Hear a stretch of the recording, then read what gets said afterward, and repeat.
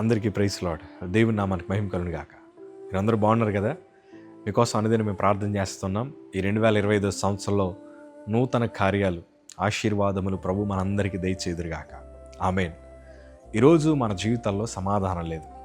ఈరోజు మన కుటుంబంలో సమాధానం లేదు. హృదయం అంతా చాలా కలవరంగా ఉంది. ఈరోజైనా ఒక మంచి శుభవార్త మనం వింటామేమో, ఈ రోజుకైనా మన జీవితాలు బాగుపడతాయేమో అని ఎదురు చూస్తున్నాం. కానీ ఎంత ఎదురు చూసినా మన జీవితాల్లో అభివృద్ధి కనిపించట్లేదు, ఆశీర్వాదం కనిపించట్లేదు. ఇదే సమస్యతో మనం బాధపడుతున్నావా?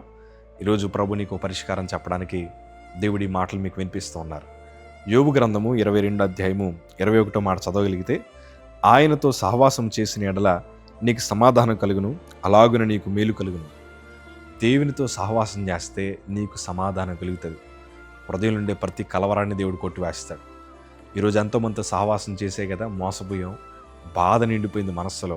అనవసరంగా వారితో ఫ్రెండ్షిప్ చేశానయ్యా, అనవసరంగా వారిని ప్రేమించానయ్యా, అనవసరంగా వారి మీద ఆశలన్నీ పెట్టేసుకున్నానయ్యా, ఈరోజు నాకు సమాధానం లేదని ఎంతోమంది బాధపడుతున్నారు. కానీ ప్రభుతో సహవాసం చేయండి, సమాధానం ఇస్తాడు.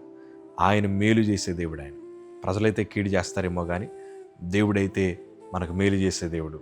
అలాగనే మనం అభివృద్ధి చెందాలంటే ప్రభులో మనం ఖచ్చితంగా ఎదగాలి. దేవుని వాక్యంలో కూడా ఈ మాట రాయబడి ఉంది. 23వ మాట మనం చదవగలిగితే, సర్వశక్తిని వైపు నువ్వు తిరిగిన ఎడల, నీ గుడారముల నుండి దుర్మార్గమును దూరముగా తొలగించిన ఎడల నీవు అభివృద్ధి పొందుతావు. నీ గృహంలో నుంచి దుర్మార్గం బయటికి పోవాలి. యేసు రక్తములో ఎవరి గృహాల్లో అయితే చీకటి కనిపిస్తుందో, ఎవరి గృహాల్లో అయితే దుర్మార్గం కనిపిస్తుందో, యేసు రక్తములో ప్రభు దాన్ని తొలగించుదురుగాక.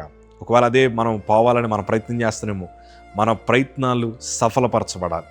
మన ప్రయత్నాల్లో దేవుడు గొప్ప కార్యాలు జరిగించాలి. దుర్మార్గముని ఎప్పుడైతే మన గృహాల నుంచి తీసివేశాము, భక్తిహీనతను ఎప్పుడైతే మన గృహాల నుంచి బయటికి తొలగించామో, మనం దీవించబడడం ప్రారంభిస్తాం, వర్ధిల్లుతాం, మన సరిహద్దులు విస్తరింపబడతాయి. ఈ సంవత్సరం అట్లాంటి కృపభాగ్యాన్ని దేవుడు మనందరికీ దయచేదురుగాక. ఇంతకీ దుర్మార్గతను దూరం చేయడం అంటే ఏంటనుకుంటున్నారా? పాపాన్ని మనం మన గృహంలోంచి బయటికి తీసేయాలి. పాపపు తలాంపులు మన గృహం నుంచి బయటికి వెళ్ళిపోవాలి. సినిమా పాటలు మన గృహం నుంచి బయటికి వెళ్ళిపోవాలి. చెడు వ్యసనాలు మన గృహం నుంచి బయటికి వెళ్ళిపోవాలి. దూరంగా వాటిని విసిరేయగలిగితే మనం అభివృద్ధి చెందడం ప్రారంభిస్తాం.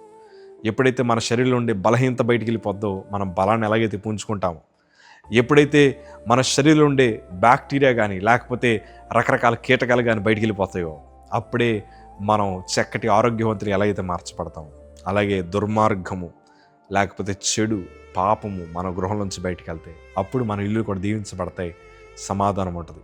బ్యాడ్ ఫ్రెండ్స్ని కూడా బయటికి తొలగించేయండి. చెడు మాటలు చెప్పేవారిని కూడా బయటికి తీసేయండి. లేకపోతే మనకి లేనిపోని అలవాట్లు నేర్పించే వాళ్ళని కూడా దూరపరిచేయండి. మన కుటుంబాలకు క్షేమంగా ఉంటాయి. దేవుడు సహాయం చేస్తారు. దేవుడితో సహవాసం చేయండి. God bless you.